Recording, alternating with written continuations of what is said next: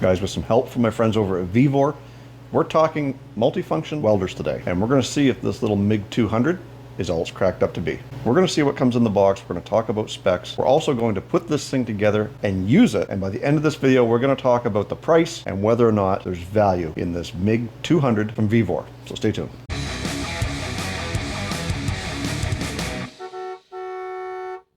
Now, I know there's going to be a lot of you guys out there who are going to say that this is junk, it's a Chinese company, it's whatever, and that things like Hobart and Miller and Lincoln, there's a lot of other ones out there that are much, much better.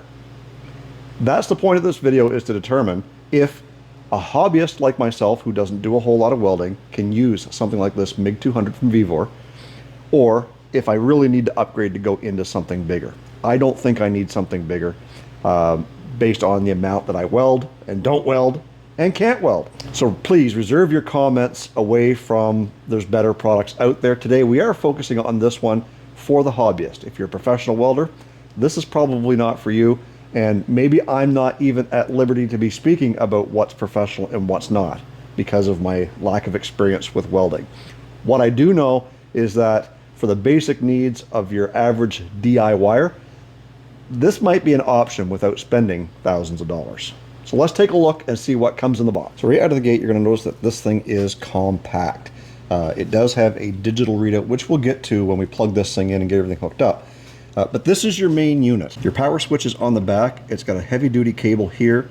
Your gas input is here as well, and it will operate on 220 volt. And although this is not going to cover every single aspect of this welder, a lot of what we're talking about will fall in line with the MIG200, the 200AU, and the 250. And we do have our MIG hose, which we will be able to use with solid core as well as resin core. It does come with a roll of flux core wire. It does offer stick welding functionality, so here is your stick welding tool, or whatever you call it. You've got your ground clamp, you've got your hose for gas. It comes with 3 different rollers. It comes with the V-type for doing your regular welding, carbon steel, stainless steel, copper. It also has a U shape for aluminum welding and a V shape for flux core. Currently, I believe we've already got the V-type in there that I've installed, and it's very simple. You unwind this little tensioner, and that will give you access to unthread the little locking knob here, and that's how that roller is keyed on there. So you just pull that out. It is keyed on so it doesn't spin, and you just kind of screw on the little knob to make sure it stays in place. So again, I'm new to a lot of this stuff when it comes to TIG and stick welding and all that sort of thing.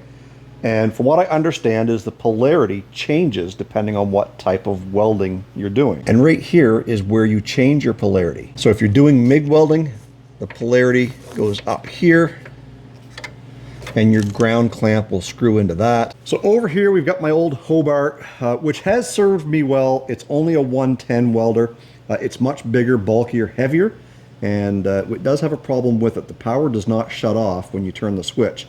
It still stays on, so you've got to unplug it every time you're done using it. Let's get this swapped out for the Vevor and see just how easy it is for everything to connect.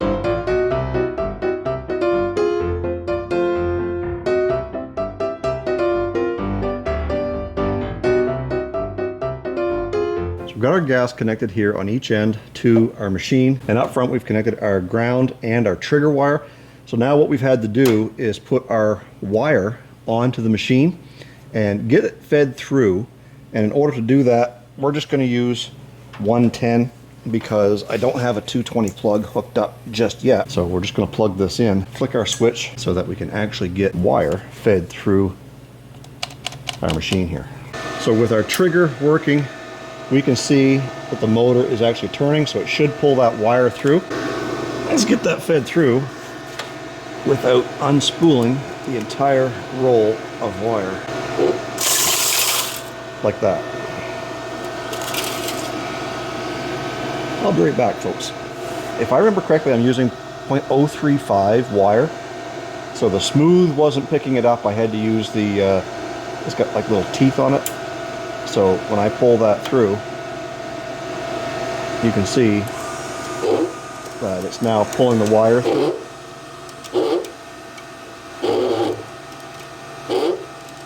And it should be coming out the end of the thing any second. And there we go. That might be a little too tight, so we're going to loosen that.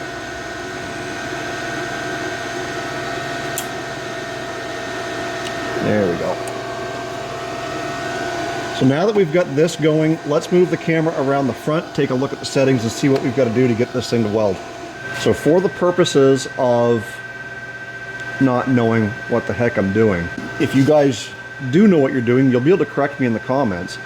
But we've got it set just by default by turning the power on to MIG and manual mode, which means I can adjust the voltage of what I want to come out of this thing.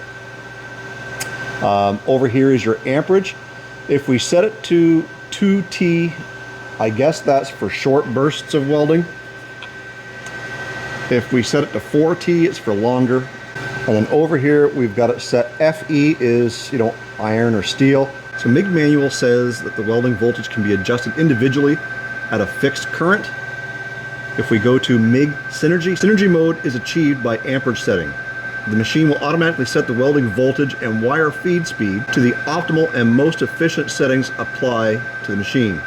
This is on the MIG200 only. MMA is stick arc welding. We've got TIG lift, and then over here we can set the wire diameter to 0.08, 1 or 1.2, and where I think we're going with 1. And we do run mixed gas, so we can change our setting here to mixed gas. And if we want to save our settings, because we're going to be doing the same thing over and over and over again, we find it works perfect, we can hit this button here, and that will save it as job number 1. Down here we can adjust what type of wire we're using, whether it's carbon steel, mild steel, iron, stainless steel, flux core, or aluminum. Now, although this machine will do TIG welding, this particular model does not come with the TIG gun or TIG trigger handle, whatever you want to call it. Those are available separately. I will leave a link in the description box for everything that we're using here today, as well as the TIG adapter. So now that we've got our settings all set up, let's get the gas turned on and find a project to practice our welding on. So what we're going to be welding is a piece of rebar, and we're just going to kind of tack it onto the workbench so that we can actually easily get it off again. I can't seem to find any scrap metal to weld with. We've got a spot cleared up here for our ground, and this is automatically set to 120 amps because we're only plugged in to a 110 outlet. And we've got our voltage set to 24. We're on MIG manual and we're on iron. So let's try that first. Maybe that's too much, probably. And hopefully the auto darkening works on this new Chinesium welding helmet. All right, let's see how it works.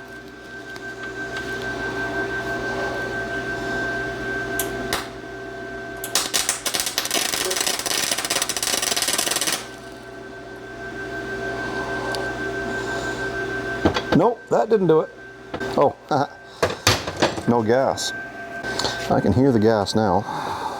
See if that helps.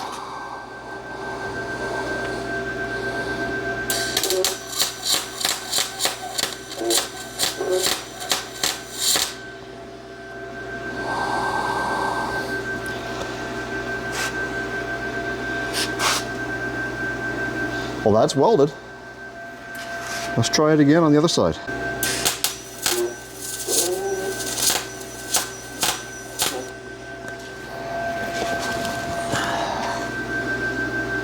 That looks like a weld.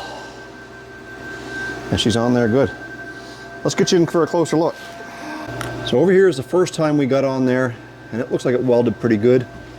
Come over to this side. A little bit more of a bubble gum, but nevertheless, it's on there. And I can give it a shake, and she's welded pretty good. So I think for a DIYer, this little Vevor MIG200 is going to be perfect for me, and probably for someone who is not a professional and who doesn't have a lot of money and just either wants to learn to weld or is using it for around the shop. Now, of course, I do have argon gas, or whatever you call it, Argo Shield, to mix with mine to help. So I don't have to use the flux core, but that's the benefit with this machine. You don't have to have gas. You can use flux core. And I know a lot of guys poo-poo on flux core, but you know, it is there and well, it does work. As I said, I will leave a link in the description box down below for you guys if you're interested in picking up one of these MIG200s from Vevor. Vevor has been a long-time sponsor of Olde Carr Guy going back several years. That's where we got our retractable hose reel. That's where we got our magnetic drill press. And there's a pneumatic impact that we use over at the shop on a daily basis. So I would encourage you, if this is something that you're interested in, support the companies that support my channel. Because if it wasn't for them, I couldn't do a lot of things like, you know, doing body repair or, you know, working with my air tools or what have you. And that's why they send me this stuff, so I can show you what it's all about. Guys, if you found this video helpful, make sure you hit that like button and make sure you're subscribed to Olde Carr Guy because we've got lots of things coming up. An LS swap with lots of sponsored products on the Suburban here. And we've got lots going on with the manual swapped 2011 Ford Crown Victoria. And if you've seen these cars in the background, yeah, we do sometimes do some work on these as well. 79 Chrysler Cordoba, 36 Dodge D4. And thanks for watching this video. If you have any questions or any experiences with this, make sure you leave them down in the comment section down below. Stay focused on the windshield, not the rearview mirror. I love you guys. God bless. Let's do it again in the next video.